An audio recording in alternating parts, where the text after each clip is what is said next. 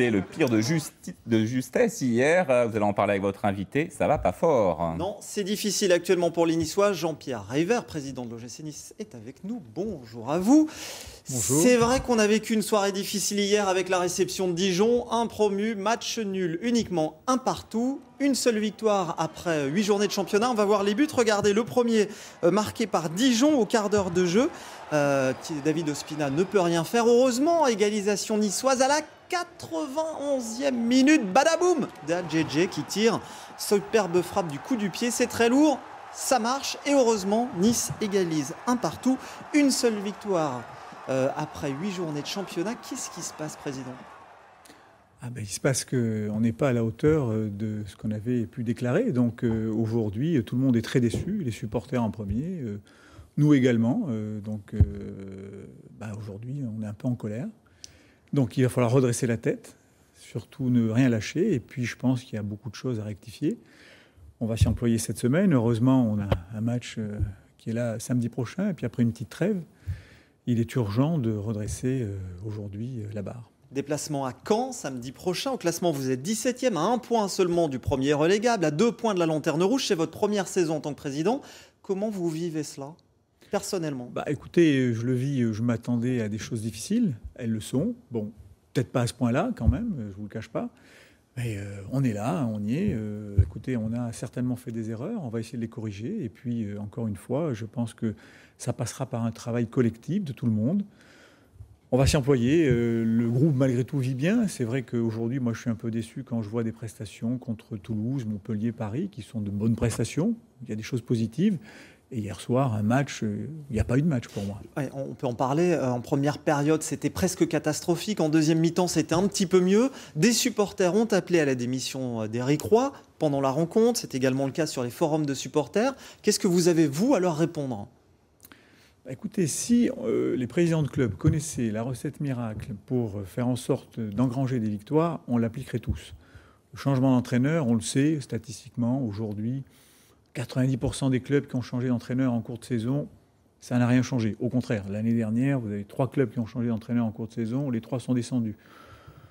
Donc aujourd'hui, on sait qu'on a des choses à rectifier, le coach a conscience des choses à modifier, eh bien on va s'employer tous ensemble de trouver les solutions, de trouver la manière pour changer peut-être l'état d'esprit. Vous voyez, la seule chose que j'ai trouvée positive hier soir, c'est la deuxième mi-temps, l'état d'esprit. On aurait attaqué la première mi-temps avec cet état d'esprit-là, je pense qu'on n'aurait peut-être pas vu le même match. Voilà. Avez-vous des joueurs qui vous ont déçus jusqu'à présent depuis le début de saison ? Non, je ne suis pas là pour tirer sur un joueur en particulier. Le football, c'est un sport collectif et c'est par le collectif qu'on réussira à gagner nos matchs. Aujourd'hui, j'ai des choses qui m'ont déçu. Je vais d'abord en parler aux joueurs, au staff. Et puis, encore une fois, ensemble, on va essayer de trouver les solutions pour progresser. Et de sortir un peu, toujours, d'être au pied du mur. Et c'est vrai qu'on s'en rend compte. Autant à Paris, on fait un très bon match, enfin, du moins une très bonne deuxième mi-temps. Je pense que les joueurs ont un petit problème sont un peu bloqués à la maison avec l'enjeu. On sait qu'on est au pied du mur. Il faut absolument qu'on arrive à débloquer la situation et peut-être sur le plan mental. Il y a encore eu une belle victoire pourtant hier de Nice. C'était juste avant votre rencontre de Ligue 1 avec les féminines du club qui jouaient en levée de rideau face à Monteux. Après l'exceptionnel parcours de l'équipe de France cet été au Mondial, le foot féminin à la cote, nous sommes allés à la rencontre de ces jeunes filles plein d'avenir avec Gérard Pilon et Jean-Christophe Routier.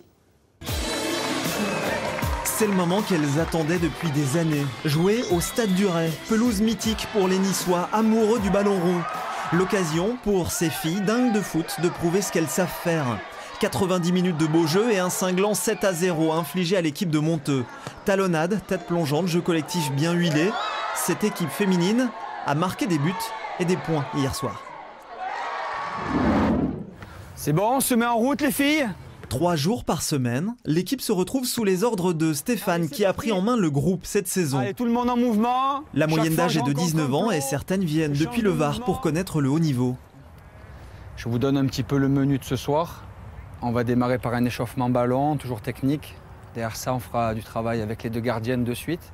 L'OGC Nice évolue en division d'honneur féminine, comprenez la 3e division. Une seule de ces jeunes filles a connu le haut niveau et l'équipe de France, mais pourtant le foot version fille, cela a son charme. C'est un football très intéressant.